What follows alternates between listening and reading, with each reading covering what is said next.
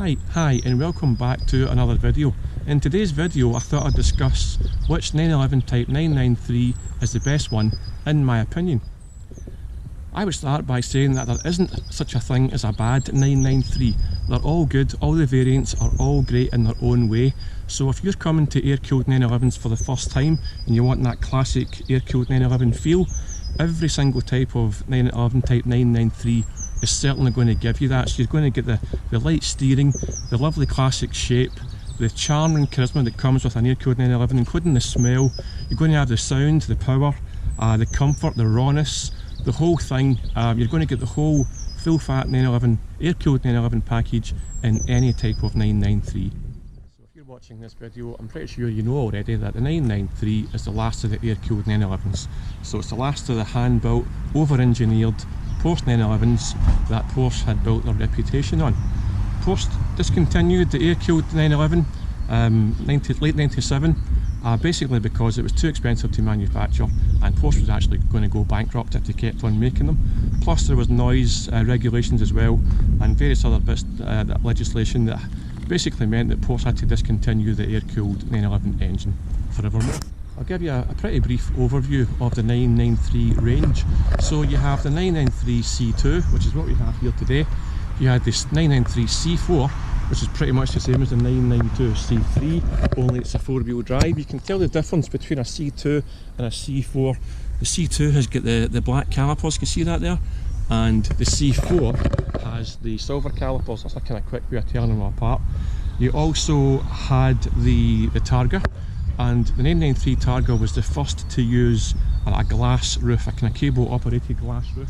Yeah, so the 993 Targa was the first of its type to do away with the roll bar that had been used before, and instead they had a glass panoramic roof that was cable operated and was a nice feature, albeit it was a wee bit complex and it was quite expensive if it went wrong and added a wee bit of weight. You also had the 993 Cabriolet as well as the turbo versions, Turbo S. You also had the GT2, although it was badged GT, and you had the RS and the Club Sport.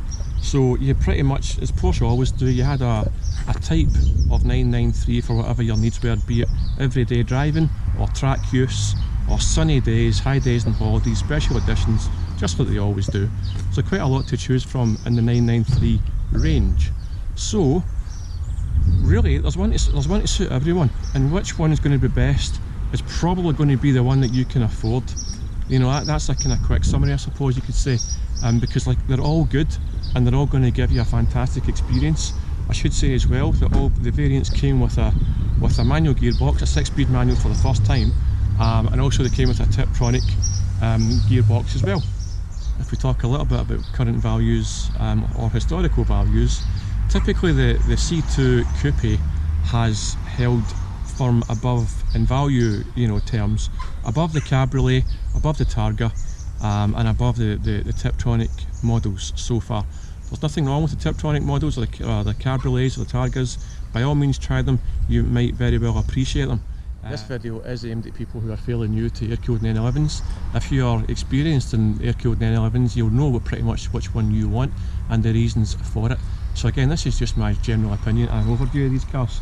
I'll talk about the convertible briefly. I personally wouldn't buy a Porsche 911 convertible because I know from experience that the Porsche Boxster offers just as much thrills, if not more so, for a fraction of the price. It's also a more cohesive convertible design in my opinion.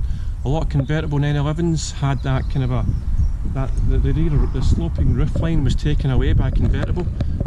It kind of missed it a wee bit, and you had this kind of bulbous rear end in the convertibles that kind of came down here and stuck out. I don't think it looked very good, albeit the 992 type has got it's got a more cohesive sort of a fastback roof line, convertible roof line, so they managed to pull it off with the 992, but up until then, in my opinion, I don't think the convertible 911 roof line looks very good, and the Boxster is a better value Porsche for a fraction of the price of a 911. So for me, I wouldn't go for a convertible.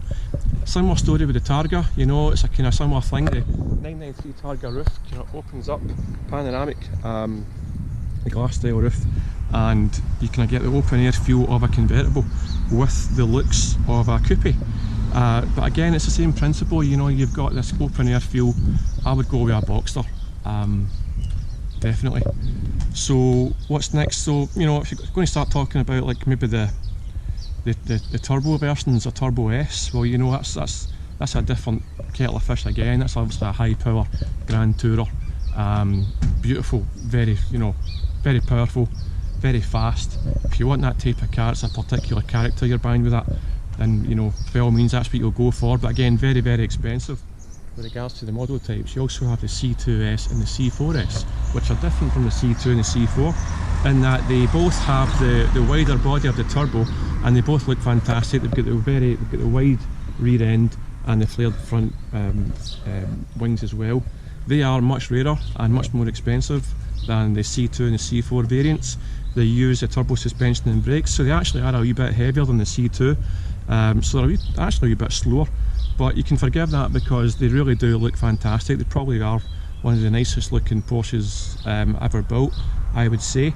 So, but again, they cost much more than the C2 and the C4. So having had my 993 for over 12 years now, and having driven a few others and spoke to people that have had different variants as well, I would say, in my heavily biased opinion, that the best one is the C2 manual, which is, you could say, the basic one. But that's quite often the case with Porsches. Quite often the most basic, the base model, if you like, is the sweet spot, and that's what I think is the case with the 993. It's got everything you want, and in manual gearbox, you know, you've got the 6-speed gearbox. It's lovely to use, very precise. 272 brake horsepower, rear wheel drive. You know, it feels light on its feet, it feels nimble, it feels fast enough. It's not super quick, but then it doesn't have to be. Air-cooled 911s are all about the feel and the experience and the sound and the way that the car makes you feel. It's not about outright speed, but again, it's a fast car anyway. So really, it's a very quick video. I hope that's given you a wee bit of insight onto the 993 types, and if you fancy one, check out my Porsche books. I'll link them below. I'll tell you all about how to buy your first Porsche, any type of 911, or even a Boxster if that's what you fancy instead. Give us a wee thumbs up and subscribe if you want, and I'll see you guys on the next video. Thanks for watching.